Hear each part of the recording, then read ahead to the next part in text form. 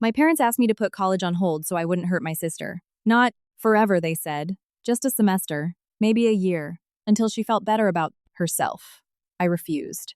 And from that day on, they stopped treating me like part of the family. Years later, they said they wanted to fix things. I wanted to believe them. But when Sutton got herself into trouble again, they asked me once more to be the one to step aside. I had just finished my junior year of college up in Ithaca, New York. My plan was to work all summer at the campus coffee shop where I'd been employed since. Freshman year, saving up before fall classes started, the university had given me a full tuition merit scholarship. But that didn't cover off-campus rent, groceries, transportation, or textbooks. Between my hourly wage and tips, I could barely make ends meet as long as I didn't stray from my budget. My parents had made it clear to me long before I started college that the family 529 savings plan was strictly for Sutton, my younger sister, not for me. Money was always tight in our house, but whenever it came to Sutton, they always found a way to make it work. So I did what I had to do. I studied, asked for letters of recommendation, filled out endless common app essays, went to alumni interviews, and got my scholarship. I didn't feel like a hero. Most of the time, I was just exhausted. That morning, I was counting my tips from the opening shift when I saw my mother's name on my phone screen, Corinne. It surprised me. We spoke maybe once or twice a year, if that. In my house, Sutton had always been the one who needed help, patience, or a second chance. She got brand new clothes from the boutiques downtown while I wore whatever hand-me-downs my older cousins dropped off. She was gifted a used VW Jetta when she turned 18. I took the campus, buses, regional transit, and Coach USA. They completely remodeled her bedroom. Mine stayed stuck with the ugly olive green paint I had always hated. I answered the phone, my hands still smelling like roasted espresso beans. "Arden, I need you to come home this summer," my mother said. She didn't even ask how I was doing. "I can't, Mom. I already have a job. I need the money." "It's important. Really, we need you here." That made me lift my head. My parents almost never needed me for anything. That was Sutton's role, the daughter they coddled and protected from everything, even though every mess she made ended up being cleaned up by someone else. "What happened? Is someone sick?" "We'll explain when you get here. Please, Arden, come home." There was something strange in her voice. Exhaustion, worry, I wasn't sure. It made me curious, and though it's hard to admit, it also gave me a little bit of hope. I thought maybe they actually wanted to see me, that maybe they had. Remembered they had another daughter. So I said yes. I left after my morning shift, my backpack half-packed, and my head full of doubts. Between grabbing my things, waiting for the regional bus out of Ithaca, arriving at the transit hub, and catching a local NJ transit train out to the Fee. Northern New Jersey suburbs, almost 5 hours slipped by. It wasn't rush hour, but the outbound traffic on the turnpike was already building. By the time I arrived, it was late afternoon. It was hot, one of those thick, suffocating, mid-Atlantic summer days where it feels like a thunderstorm is about to break, but it never does. On the way, I remembered Sutton's high school graduation the month before. I hadn't been invited, even though I had texted my mom asking if they wanted me. "There, we're just doing a tiny dinner, immediate family only," she had told me. I didn't push it. It hurt, but it didn't surprise me. Over time, I had learned that when they said family, they usually weren't counting me. I also thought about older things. Sutton breaking my mother's favorite antique vase and claiming I had pushed her. Sutton failing her driving test 3 times, and my dad blaming me for not teaching her, even though I didn't even own a car. But the heaviest memory was my own high school graduation. That same day, Sutton had an elite dance showcase in the city. My parents went to watch her. I walked out of my commencement ceremony, watched other families hugging their kids, and took the municipal bus home alone. That night, they told me they would make it. Up to me. They never did. Still, that phone call sounded different. Maybe Sutton had done something genuinely serious. Maybe my parents wanted to apologize. Maybe someone really was sick. When I arrived at their house in the suburbs, the street looked exactly the same. Tired vinyl siding on the houses, cracked sidewalks, Amazon delivery. Trucks rumbling down the nearby avenue. I knocked on the door. I used to just walk in, but it had been almost a year since my last visit, and I didn't know if I was still welcome to do that. My dad, Harlan, opened the door with a smile. That was already weird. I walked in and immediately felt the tension in the living room. Sutton was curled up on the sofa, her eyes bloodshot. My mom was pacing. My dad closed the door slowly. All right, what's going on? I asked, dropping my backpack by the entryway. My parents exchanged a look. It was obvious they had rehearsed this before I got there. Let's talk about it over dinner, my dad said. Are you hungry? Your mom made baked zeet. That should have been my final warning. My mom almost never cooked my favorite food. Sutton's favorites, constantly. Mine only when it was strategically convenient. But I was tired, starving, and still desperately wanted to believe that this time was different. We sat down to eat like a normal family. Sutton barely touched her food. My mom kept looking at her. My dad ate methodically, deadpan. Everything felt staged. Okay, I'm here, I finally said. Can someone please tell me what's happening? My mom set her fork down, looked at my dad, and he nodded. Well, she started. You know Sutton graduated high school. Yeah, I said. Congratulations. Sutton didn't respond. The problem, my dad continued, is that she's had some difficulties with the college process. I waited. What kind of difficulties? She didn't get into her top choice out-of-state schools with the financial aid she needed, my mom said, and she refused to consider local options. Sutton snapped her head up, glaring. That's not how it happened. Their admission standards are completely arbitrary. I clenched my jaw. Sutton had literally just finished high school, I remembered. When my mom called me during my freshman year because Sutton was failing 3 classes, they paid for private tutors and intensive SAT prep courses. I always suspected my dad had browbeaten more than one teacher into letting her turn in late assignments. Can't she just enroll in community college and transfer? I suggested, carefully. Or apply to the state university for the spring semester. Sutton looked at me like I had spat on her. I'm not going to some pathetic community college just to go somewhere. There she was, the Sutton I had always known. The one who could say something incredibly elitist and insulting, and then burst into tears because someone made her feel bad about it. And what does this have to do with me? I asked. I'm sorry you're dealing with this, Sutton, but I don't understand why you made me come all the way here. My parents looked at each other again. My mom took a deep breath. Sutton is in a really bad place. She's seeing a therapist. The therapist says she compares herself to you a lot, that she feels like she's falling hopelessly. Behind me. You're already at a major university, my dad said. You're a rising senior. She feels like a failure. I looked at the 3 of them. Sutton dropped her gaze to her plate. I still don't understand what you expect from me, I said. My mom spoke slower this time. The therapist didn't suggest this, but your dad. And I think it would be best if you took a gap semester. Drop your classes. Just pause everything for a little bit. I genuinely thought I had misheard her. Pause college? Not drop out, my dad said quickly. Just take a break, however long it takes. For Sutton to get settled somewhere so she doesn't feel like she's directly competing with you. I went completely silent. I waited for one of them to realize the sheer insanity of what they had just said. Nobody did. Sutton even nodded slightly in agreement. Are you listening to yourselves? I asked. Arden, don't look at it as a punishment, my mom said. This is about your sister. It's about family. You are asking me to put my entire degree on hold because it hurts Sutton's feelings that I'm getting an education. Just for the fall semester, my dad insisted. I am on a merit scholarship, I said, my voice shaking as I tried not to yell. A full tuition scholarship. I can't just take a semester off to chill and come back like nothing happened.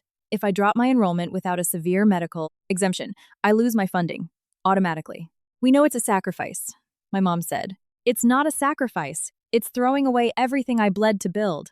When you guys were hoarding every spare cent for Sutton's college fund, I was figuring out how to survive.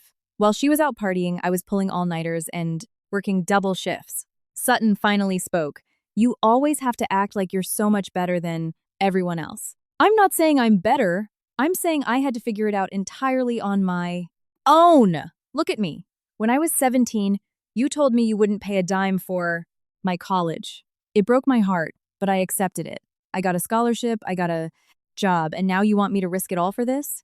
She is your sister, my dad barked, and I am your daughter. The dining room fell dead silent. Sutton started sobbing loudly. This is exactly what I mean, she whimpered. I am falling apart and you're only talking about yourself. Supporting you cannot mean destroying my own future. You aren't destroying anything, my mom pleaded. You're just putting someone else first for once.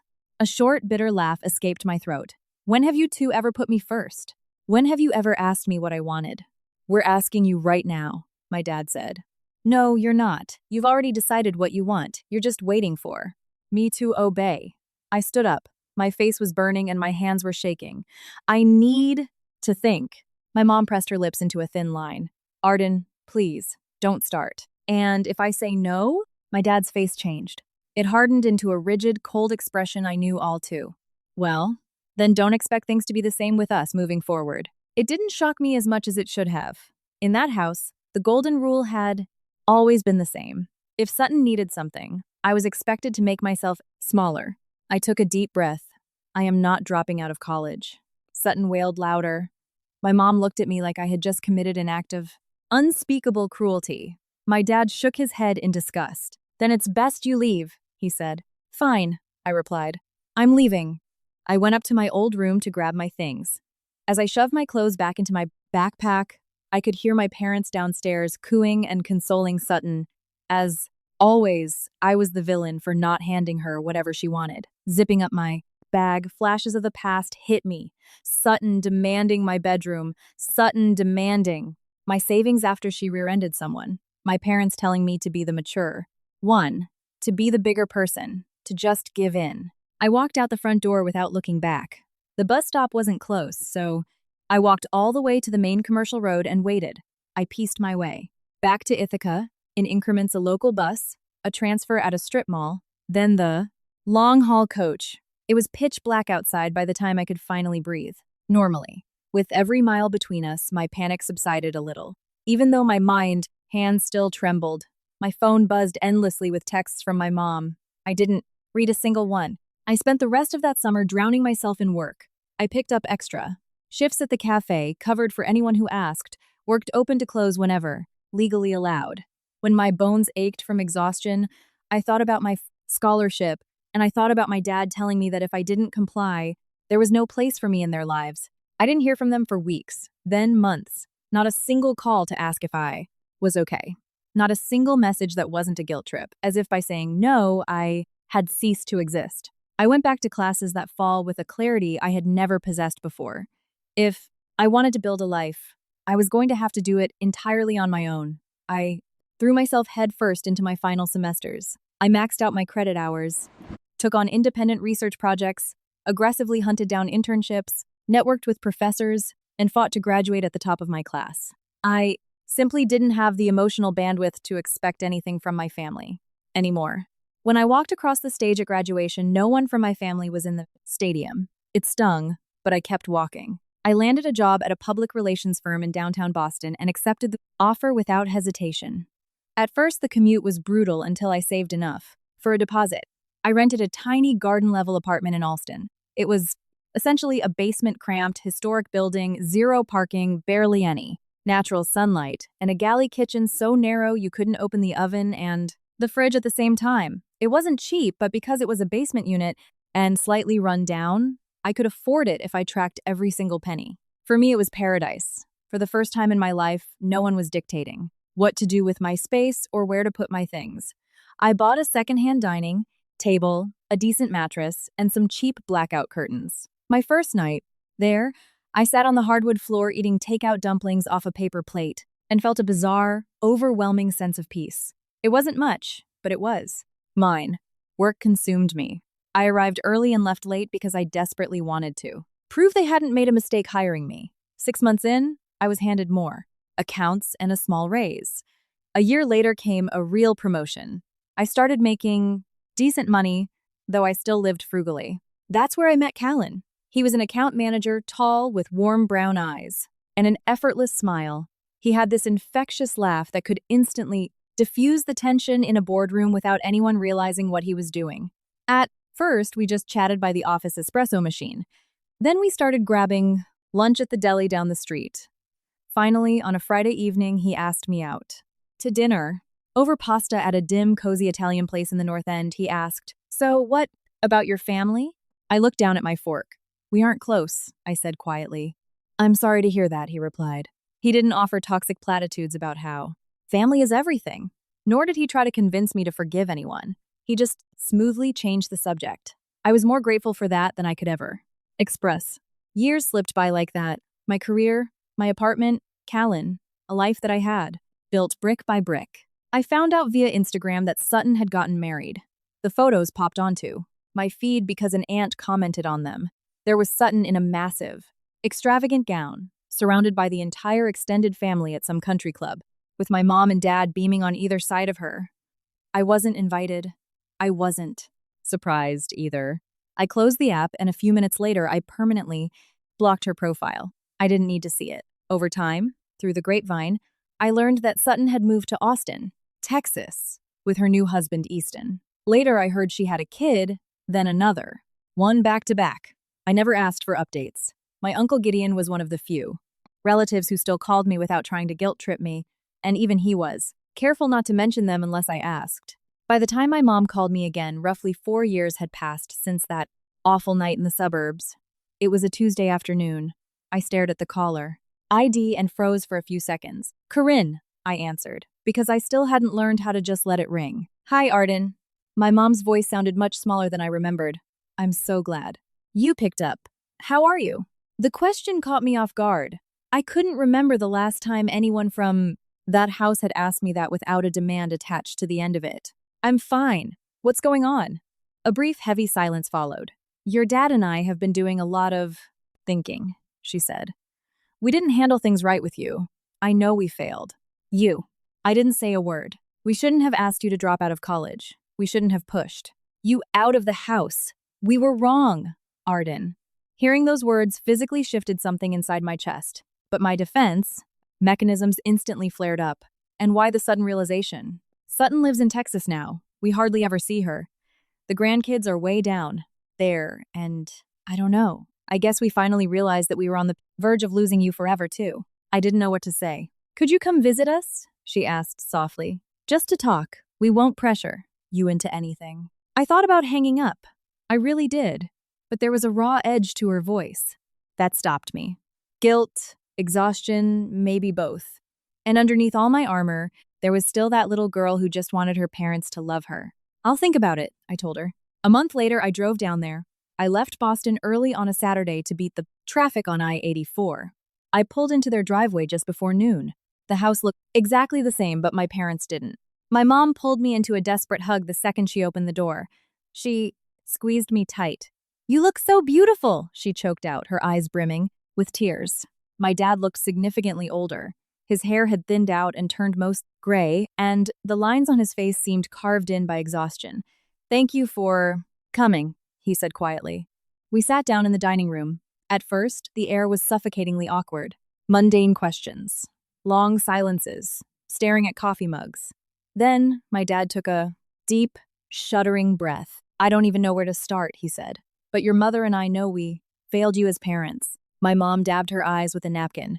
"We constantly demanded that you understand your sister's feelings, and we were completely blind to what we were doing to yours." I sat completely still. I refused to cry in that room. "That doesn't just get fixed with one conversation," I said evenly. "We know," my dad replied. "We don't expect you to forgive us today. We just needed to start by admitting it out loud." Nothing was magically cured that afternoon, but for the first time in my life, they named their specific sins.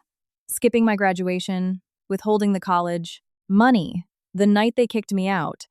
They didn't use the classic, "we're sorry if you felt hurt" cop-out. They said, "We did wrong." It was different. It didn't erase the past, but it meant something. They also filled me in on Sutton. She had 2 toddlers and lived in a massive house in Austin. Easton worked as a director at a major tech firm. "They do very well," my mom said. "He makes a great salary. She stays home with the boys." "That's good," I replied, feeling absolutely nothing. "And what about you?" my dad asked. "Are you seeing anyone?" I told them about Callan, about my promotion, about my life in Boston. They actually listened. They asked follow-up questions. They remembered small details. I had mentioned earlier, they were visibly trying. Honestly, that confused me, more than if they had yelled at me. "We'd love to meet him someday," my mom said gently. "Whenever you're ready." No pressure. I didn't miraculously trust them overnight. For months, I waited for the other shoe to drop, for the hidden condition to reveal itself. But they didn't ask me. For money, they didn't demand I call Sutton. They didn't guilt-trip me if I didn't text back immediately. My dad called me once just to ask how a big PR pitch had gone at work. My mom started texting to ask if I was free before calling, instead of assuming I was at her beck and call. For my family, that was a seismic shift. Eventually, I started visiting a few times a year. Sometimes I drove down alone. Sometimes Callan came with me. My parents genuinely seemed different. They asked about my life, remembered my friends' names, and treated me like an autonomous adult whose life actually mattered. I never forgot the past, but I slowly began to believe that maybe people could change, even if it was decades late. The first time I saw Sutton again was about a year later at my parents' house. During the holidays, she flew up from Austin with Easton and the boys. The kids were wild and energetic. Sutton looked incredibly fatigued, but was very eager to pass around her phone, showing off photos of their custom-built Texas Hill country McMansion. Easton just got another VP promotion, she bragged loudly. We're actually looking at moving into an even bigger place in a gated neighborhood. That's great, I told her. She barely looked at me just enough to avoid seeming openly hostile in front of our parents. Easton seemed polite enough, though he spent the entire afternoon sitting in the corner, furiously typing emails on his phone. You should fly down and visit us, Sutton said as I was putting my coat on to leave. Do you even have a guest room for us? Callan joked lightly. Oh, plenty, she said. We'll see, I replied. We both knew I was never setting foot in Texas. For almost 2 more years, a fragile peace held. I saw my parents fairly, regularly. They drove to Massachusetts a couple of times to see my apartment. Callan and I took them out to dinner when they visited. We all played our parts, perfectly, acting like the ghosts of the past weren't standing in the corners of the room, even though I never stopped seeing them out of the corner of my eye. Callan and I had been together for over 5 years when we decided to get married. There was no theatrical proposal. We were just sitting at my kitchen island one Tuesday night, eating takeout General Tso's chicken while a nor'easter battered the windows outside. We started talking about where we wanted to be in 5 years, realized our lives were permanently fused together, and decided to make it official. We picked out the ring together a week later. I called my mom the next morning. Oh my God, she gasped, and the joy in her voice sounded 100% genuine.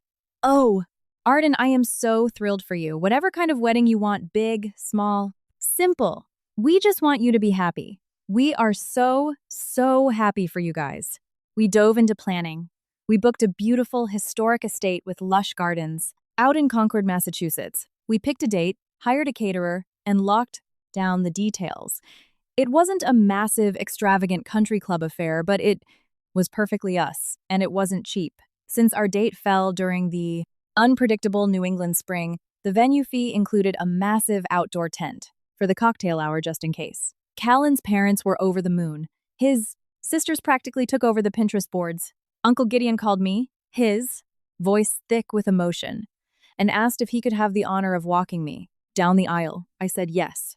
Everything was going flawlessly until one evening, while I was sitting at the dining table addressing invitations, my phone rang. It was my mom. Arden, I need you to come home, she said. No hello, no how are you. My stomach instantly dropped to the floor. There are tones of voice, a child. Never unhears. What happened? There's a problem with Sutton. I stopped writing. The pen hovered over an envelope. What kind of problem? Come tomorrow. It's an emergency. After years of careful, curated peace, I knew instantly that they were about to ask me to bleed for her again. I didn't know how, but I felt it in my marrow. I'll be there tomorrow morning, I said. Callan offered to drive me, but I told him I needed to do this alone. I asked him to keep finalizing the caterer headcount and promised I'd explain everything when I got back. I didn't want him to witness firsthand the absolute cruelty my family was capable of. I hit the road by 5 a.m. to beat the Boston rush hour. I drove straight down the interstate, my mind racing through every horrific possibility. Cancer? A car? Crash? Did Easton lose his job? A foreclosure? When I walked into my parents' house in New Jersey, the air felt exactly like it had when I was a junior in college. Heavy. Suffocating. Sutton was curled up in the same spot on the sofa, her face puffy and stained with mascara. Her 2 boys were sitting in the corner, quietly pushing toy trucks across the carpet.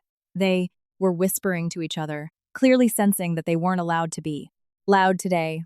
My mom was standing rigidly by the bay window. My dad was hunched over in an armchair, staring at his hands. All right, what happened? I asked, dropping my purse onto a side table. Sutton looked up. She had that familiar, wounded animal look, but beneath it, she looked genuinely terrified. Easton left, she choked out. He says the boys aren't his. I slowly lowered myself into a chair. What do you mean they aren't his? Sutton broke down sobbing. He demanded a DNA test. At first, he just did an at-home kit. But then he hired lawyers and made it official. He says he's suspected it for years because neither of them looks like him. I stared at her. She couldn't meet my eyes. So, was there someone else? It's not that simple, she snapped, a flash of her old arrogance breaking through the tears. Arden, please, my mom interrupted. My dad rubbed his face exhaustedly. Easton moved out of the house a few months ago. The divorce proceedings are brutal, but the paternity fraud issue is making it a nightmare. The Austin house is entirely in his name.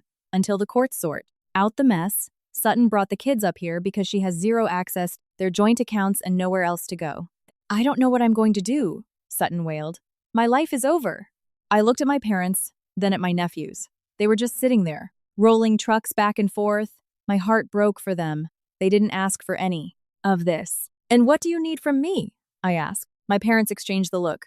I knew that agonizing pause. Sutton is going through a traumatic life event. My mom began cautiously. She is severely depressed. She is grieving the loss of her entire life, and we think that given the circumstances, it would be best if you postponed your wedding. The room went completely silent. You want me to postpone my wedding? Because Sutton is getting divorced. Just for a little while, my dad said. Just until the dust settles. Why on earth would I do that? Because your sister's life just collapsed, my mom pleaded. She is completely destroyed. Watching you put on a white dress and celebrate a perfect romance. Right now will break her. I stared at the woman who gave birth to me. The rage didn't even register at first. It was just a bone-deep, soul-crushing fatigue. You want me to cancel my wedding because Sutton is sad about the divorce she caused? We didn't say cancel, my dad corrected sharply. Just move the date, my mom added. Push it back a year. When Sutton is back on her feet. Sutton wiped her nose with the back of her hand. I can't do it, Arden. I am mentally shattered. I don't know how I'm supposed to sit in a chapel and smile and pretend to be happy for you while my family is being ripped apart. It was pathetic to see her like this. She wasn't an innocent victim, but for the first time in her life, crying wasn't going to fix her problem. Even so, that did not mean I had to be the collateral damage. Sutton, what you're going through is an absolute nightmare, I said steadily, but it has absolutely nothing to do with my wedding. She scowled. You have no idea the hell I'm living in. Maybe not. But I do know that you made a catastrophic choice, blew up your own marriage, and now you all expect me to shrink my life to accommodate your fallout. See? Sutton shrieked, looking at our parents. She doesn't care about me at all. I stood up. The entire scene was dragging me backward through time, pulling me into a dark place I had spent years clawing my way out of. We are doing this again, Mom, I said. 10 years ago, it was my college degree. Now it's my wedding. The crisis changes, but the punchline is always exactly the same. I have to throw myself on the grenade for Sutton. You're oversimplifying a tragedy, my mom cried. No, I am recognizing a pattern. Why is it that every time Sutton sets her own life on fire, you demand that I hand over the extinguisher? We aren't asking you to lose anything, my mom yelled. We're asking for basic empathy. Your sister is suicidal. My wedding is next month. People have booked flights. They've taken time off. Work. We've paid thousands of dollars in non-refundable deposits. Callens. Parents are heavily invested. This isn't pushing back a Sunday brunch. Reservation. Callan's family will understand if you just explain the situation to them, my dad said firmly. I looked at him. I didn't even raise my voice. I am not moving my wedding. I am getting married next month, exactly as planned. But she is your sister, my mom sobbed. And I am your daughter, I fired back. But that only seems to matter to you when you need me to fall in line. My dad's face hardened. The exact same rigid, icy mask he wore when I was 21. If you choose to be this deeply selfish, he said slowly, then don't expect us to be there. I stood perfectly still. I didn't blink. Then don't come, I said. My mom froze. Sutton gasped in theatrical offense. I mean it, I continued, my voice eerily calm. I don't want you there if you're going to sit in the pews looking at me like I'm a criminal for being happy. I refuse to walk down the aisle feeling like I have to apologize for my own joy. I'm done. Arden, think very carefully about what you are doing, my mom threatened. I've been thinking about it for my entire adult life. I am done showing up just to be told to step aside. I grabbed my purse and walked to the front door. Arden, my mom screamed from the living room. I didn't turn around. I walked out, got into my car, and drove away. My heart was hammering against my ribs, but this time I didn't cry. Not in the car. It hurt far less than I expected it to, probably because I had already grieved the loss of these people a long time ago. I realized that even though they had learned the vocabulary of apologies, their core programming had never changed. I was still just a prop in Sutton's play. Callan was waiting in our apartment when I walked in. I sat him down and told him everything: the paternity test, Easton leaving, the lawyers, and the demand that we postpone the wedding. He sat perfectly still, letting me get it all out. When I finally finished, he reached across the table and took my hands. "What they asked you to do is completely psychotic," he said bluntly. "And you do not have to carry an ounce of guilt over this." "I told them not to come," I whispered. "Good, you did the right thing. We don't need that energy in our lives." He pulled me into his arms right there in the kitchen, surrounded by half-addressed envelopes. That was when I finally cried. I didn't weep over the wedding or Sutton or the drama. I wept because I had genuinely tricked myself into believing my parents could love me without a price tag attached. The wedding was small, intimate, and perfect. It was filled only with people who genuinely wanted to celebrate us. Callan's parents were there, along with his siblings and grandparents. Uncle Gideon looked incredibly sharp in his suit and sobbed the whole way down the aisle as he gave me away. A few of my cousins came, the ones who had known for years how dysfunctional my parents were. A couple of extended relatives politely asked where my parents and sister were. I just smiled and said they couldn't make it due to a family emergency. "No," one pressed. The ones who knew the lore didn't need the details. During the ceremony, as I walked arm in arm with Uncle Gideon, I thought the empty chairs in the front row would gut me. It stung a little, sure, but I knew with absolute certainty that having them sitting there scowling at me silently, accusing me of destroying Sutton's life by getting married, would have hurt infinitely more. Callan was waiting at the altar, looking nervous and incredibly handsome. When I saw him smile, everything else faded to background noise. Afterward, we had an amazing dinner, an open bar, and dancing on the estate grounds. It rained a bit in the evening, so everyone huddled under the tent, drinking champagne and laughing. It wasn't the picture-perfect magazine wedding, but it was ours, and it was full of love. The next afternoon, while we were lounging in our hotel room, I uploaded a handful of photos to Facebook and Instagram. Nothing excessive. A shot of the ceremony, Callan and me laughing under an umbrella, the estate lit up at night, and Uncle Gideon hugging me. The following morning, I woke up, checked my phone, and found that my mother had completely carpet-bombed my social media. She had left long, unhinged, aggressive comments on every single photo. She wrote that I was maliciously flaunting my happiness to drive Sutton to suicide. She called me a narcissist. She said I had a sick psychological need to be the center of attention while my sister was in crisis. In one comment, she even threatened to contact a lawyer to see if she could sue me for intentional infliction of emotional distress because my wedding photos were legally an act of violence against Sutton. I read the comments in silence while Callan brewed coffee. Notifications were already blowing up. An aunt had replied to my mom, telling her it was entirely inappropriate to post that on a wedding photo. One of Callan's old fraternity brothers commented, "Ma'am, this is a Wendy's." I didn't reply. I didn't defend myself. I didn't type out a long, emotional explanation to set the record straight. I simply deleted every single comment. Then, I permanently blocked my mother across all platforms. I blocked my father. I double-checked that Sutton was still blocked. I locked down my privacy settings, put my phone face down on the nightstand, and went to drink coffee with my husband. It's been a year since that weekend. I have no idea how my parents are doing. I don't know what the courts decided regarding Sutton, Easton, and the kids. To be completely honest, I don't want to know. Occasionally, Uncle Gideon or a cousin will try to gingerly bring it up, but I politely and firmly change the subject. I don't think I hate them.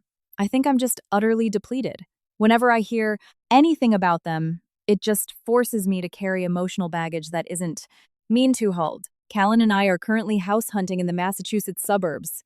Nothing massive, nothing showy, just a solid house with a backyard where we can finally breathe easy. We've started talking about having kids in the next couple of years. Whenever I think about becoming a mother, I only know one thing for absolute certain: I will never, ever recreate what I grew up in. If we are blessed with kids, they will never have to shrink themselves, mute their joy, or sacrifice. They're milestones just to keep someone else from throwing a tantrum. Sometimes, late at night, I still wonder if my parents ever think about me. I wonder if they'll ever wake up and realize what they threw away by choosing Sutton over me, again and again, until there was nothing left of us. But I no longer live my life waiting for that answer. And because of that, I finally get to live.